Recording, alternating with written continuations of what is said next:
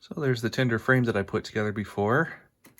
I'm going to go ahead and take the trucks back off for the moment because I do need to do some cleanup work on here. There's not too much to do, just a bit of flash around the edges. And the bottom of it, in any area you can actually see, is actually pretty clean, so there's not much I need to do there. I just see a couple little spots on those bolsters, so gently file that flat.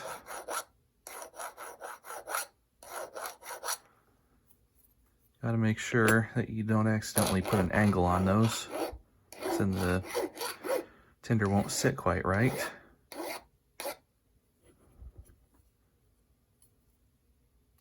Some of the stuff will just break off, but most of it will need to be filed. This will just take a few minutes of work. The stuff around the edges looks pretty messy, but it's actually really easy to file off. All I have to do is kind of hold the file at a slight angle like that, and then just give it a firm push. Most of it comes off in just a few strokes. That's already feeling a lot smoother.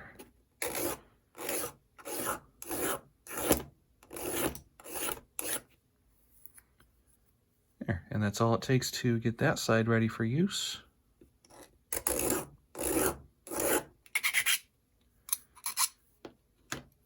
Okay, that's looking pretty good. Just one last thing, a bit of flash in that screw hole. So take that out. You can use either the tip of a round file or just work it out with a screwdriver a little bit. But there, with all that, the tender frame is ready. The next up is the tender body, which also has some flash around the edges, which should come off easily around there. There'll be a few spots on here that are a little more difficult to get around, kind of like the certain areas of the engine were, or the boiler. I think the worst part is going to be this right here that you can see. And I see a few other lines around here. Those are going to be difficult to file off. So I wonder if there's something else I can do. Now let's see what happens if I just go at it with a flat blade screwdriver a little bit. There's probably a tool out there that's better for this. Right now, this is the best I've got.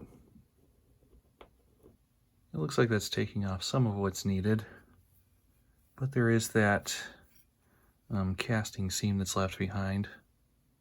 As I go around this tender, I'm pretty sure this is actually a much older part than the rest of the engine. It's likely something that they acquired from another company like Varney along the way. So the edges of it, some of the seams, they're just not quite as good as what's on the engine. That's something that can happen even on an intermediate grade steam engine kit sometimes. Old parts will be reused to save on development costs. You still get a good product out of it, it's just maybe not quite as consistent as a higher end or more expensive one could be, or one that was developed all new. So I'll just continue cleaning up around here. And I also noticed that the top here has a little bit of a wave to it. So I'm also going to try to flatten that out just by using the file this way on it and go along that slowly. That should hopefully get it looking straighter and smoother. So that definitely took a lot of filing to get things down to where I want them, but I think it's finally looking at least decent. There's some spots that I just couldn't get very well. The dies, they didn't align very well for some of these spots, so I just can't really get them flat without doing more filing and maybe filling around here, but then I'll also have to replace these rivet details. So I guess I'll decide later if I want to go to that length or not. Well, I might do that just since that's kind of a visible area. But anyway, with that out of the way, I think I can get on to some actual assembly of the tender. So there's all the parts for it. There's not too much. There's the plate that fits into the coal bed. Looks like I'll have to do a little bit of filing to the sides of this for it to fit right. That's held in place with 2 screws. And there's the ladder, which this is just kind of cut to length, take out the rungs that you don't need, and bend it to the shape you need. If you saw my last series of the basic steam engine kit, the ladder in that one was exactly the same as this. Horn hook coupler, which I will not be using. And let's see, this is the coupler box, which is all metal, but I'll likely replace this with a plastic one that comes with the Katy couplers. So I'll leave that off for now. So really the only details for the basic tender kit are these 3 parts. So this last one is the water hatch that fits to the back here. That drops right in place, no problem. So I'll just maybe file off any bits that I don't want, and that's all it's going to need. Looks like there's just a seam around the side. This is more soft white metal, kind of like some of the other parts on the steam engine. So that's filing down quickly. And just some along the bottom. Got to make sure it sits flat.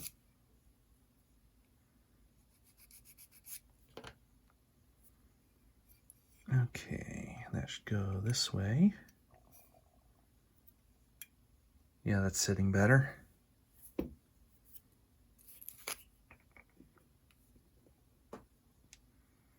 So a dot of glue on each tab. And drop that in place. As for this, just looking at the hole alignment, I think this is the side that I need to be filing down. So I'll just go along here gently, doing a little bit at a time. Check the fit every now and then, because I don't want to overdo it. And I'll do each side a little bit at a time. Okay, after a bit of filing around there and just tapering the edges here a little more to help line up with some of the bits of casting in there, I think I've got a good fit here now. So this is held in place by 2 small screws. Start the first one by putting it into the plate. That'll help me to keep it lined up while I tighten it down. There, I got that started. And before I tighten it completely, I should also get the other one in there.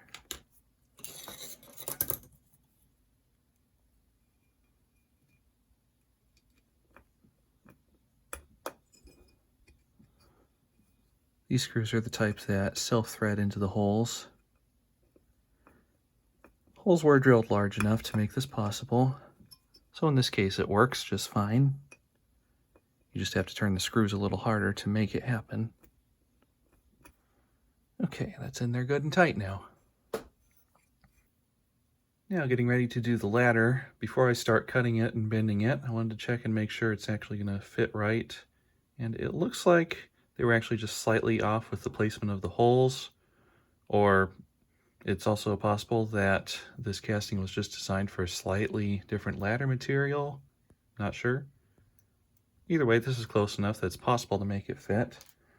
So what I'm going to do is I'm actually going to kind of hold the drill at a gentle angle here and just carefully turn this like that. So this way I can make more of a slotted shape with those holes, and that might help the ladder to fit a little bit better. Just have to be careful not to bend much, because if you're too aggressive at this, your drill bit's probably going to snap. Yeah, still not quite perfect, but it is going in now with a bit of pressure, so I think that'll be good enough. Also, for the top hole, you might notice that one is open and one is really shallow. And this is done on purpose because once you've bent the ladder to length and because it just fits straight down into these two holes, that closed off hole will actually keep it from dropping down too far. So it works as a marker for how tall the ladder should be or how high it should be installed. Now, as for cutting and shaping the ladder, the manual says to make it 5 rungs, and they've provided more than enough ladder material here. Actually, even more than the instructions said, because they said cut off 2 at one end, 3 at the other, but you can definitely see that'll leave more than 5. So what I'm going to do instead is leave 1 rung at this end. Just clip like that to remove these 2.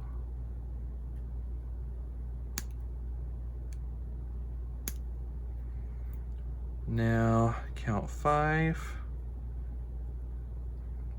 and clip off 3 more.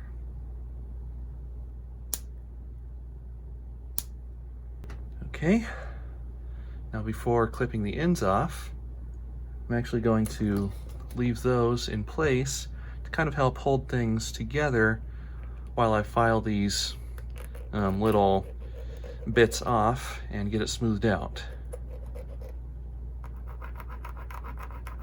Just file gently so that you don't actually bend it. You may even want to change the direction now and then just to help keep things a little more straight and smooth. Okay, the inside is nice and smooth now.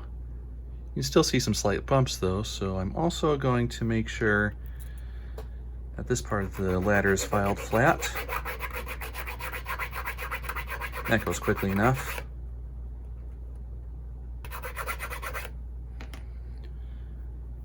Okay, that's ready to use. So let's see where we need to bend this exactly. The manual said follow an illustration, but when I looked through there, all they had was just the exploded sketch.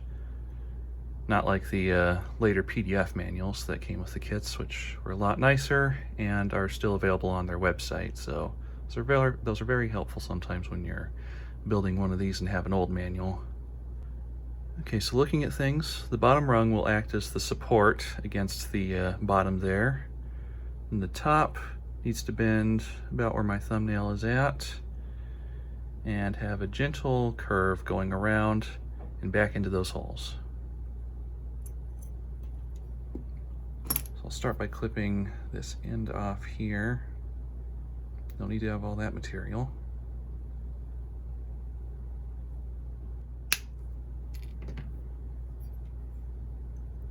So that now fits into here. And in order to get the correct curve, I'll first make sure that that is straight. This ladder material tends to be a little bit bowed or warped out of the box, but it's easy enough to straighten it out just with a bit of gentle pressure here and there. Now to get the correct angle, see, that's a little too large. I'm just going through some pieces of brass and aluminum tubing I have sitting around. Maybe this one. It's a 3/16. Yeah, that'll be just right. So I'll start the bend right here, real gentle. Now hold that together and lift it out, and I'll complete the bend by carefully moving it around there just like this. May not look 100% perfect, but I think that'll be good enough.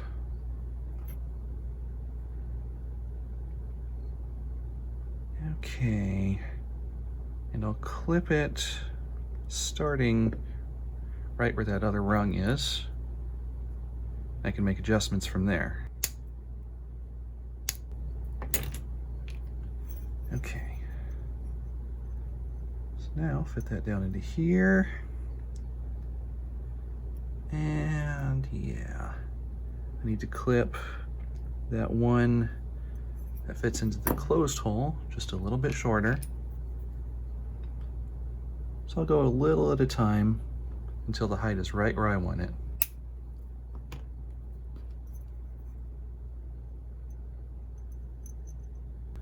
See, the bottom isn't quite wanting to go in.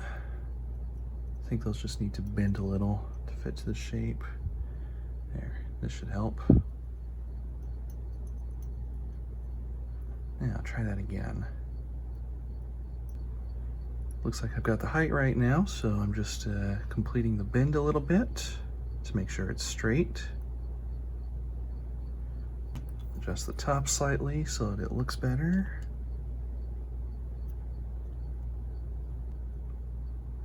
Okay, that's very close. Just the tiniest bit more off of this one end, and that'll be just right. Okay, that's all sitting just right from the look of it. So now, I'm not going to glue that on just yet because the bed of the tinder here is going to be painted red while the rest is Brunswick green to match Pennsylvania colors. So I'm going to leave this off until after the tinder's painted,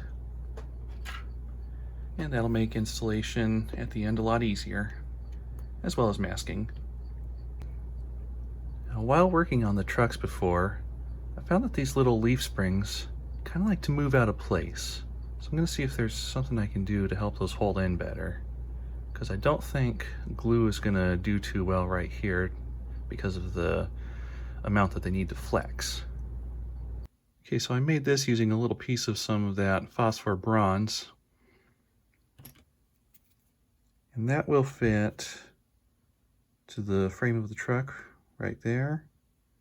I'll glue that down, and that should keep the springs from being able to drift backwards. Okay, may not be the most perfect solution, but I think it'll do the job. So now as the truck flexes around, springs down and in and everything, those springs won't be able to push back like they've been doing up until now. So that should help to hold it together better. Now to put the tinder together, frame just drops right in there. Then use 4 of these flat-headed 256 screws to hold it in place.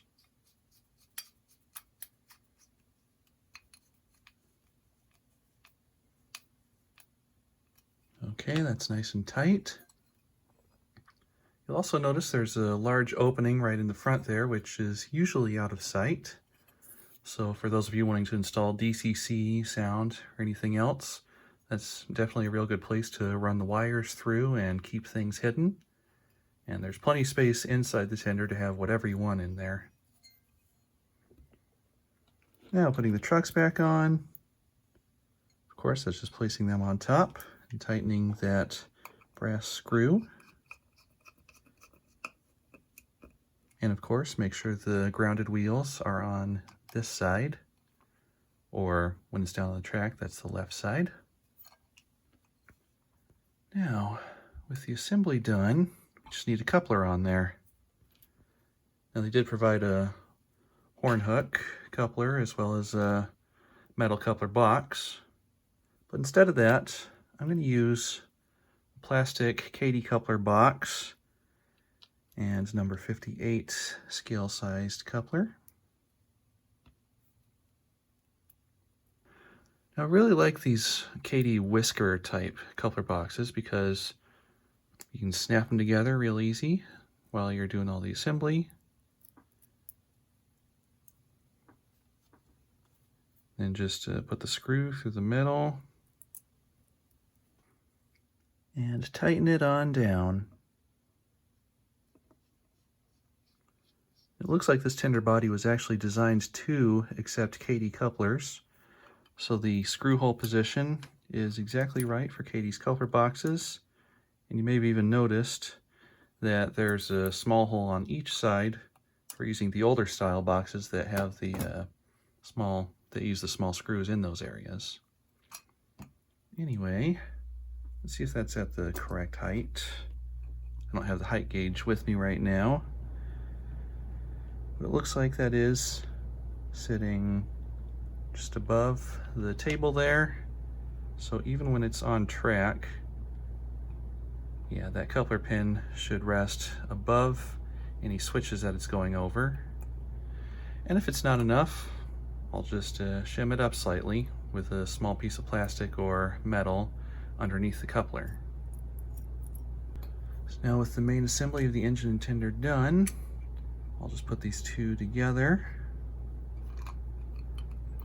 Fit that up through the slot in the tender, push it down.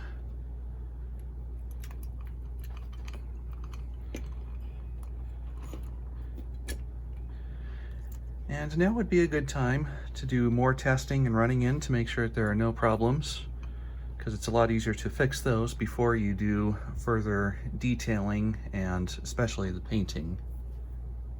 And there it is on the track, ready for some run-in and testing. And it looks like I do have the coupler at the correct height, which is good. It really is best to check that with a KD coupler height gauge, which I do have. I don't know where it is at the moment. But anyway, got about 10 cars on the track right now, so I'll just roll that up, hook it onto there. And let's give it some time to run and see how it does.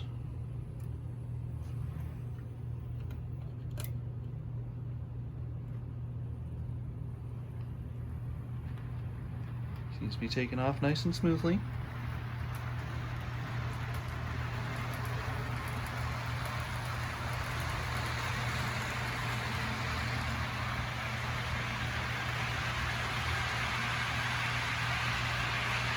No problems so far. Front and rear trucks are tracking just fine.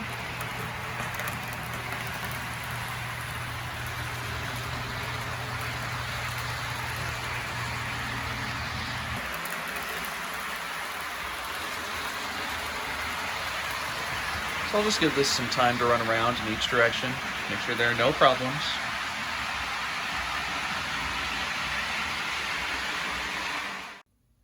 Alright, so that takes care of the main assembly and basic details. And for the next video, it'll be all about super detailing the model.